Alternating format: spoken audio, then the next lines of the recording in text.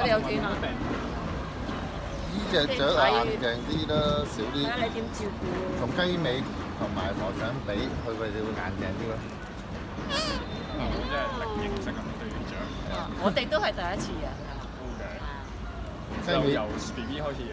啊兩3個月，兩三個而家去你賣嗰啲都係3個月到㗎咋。係啊，你太細你又未出毛嗰啲，好難㗎，你要暖箱啊，不停餵奶嘅。呢個就冇乜時間。你就可以買啲識食嘅糧大就會咁樣咯，同埋好似呢只係男仔講嘢叻啲嘅。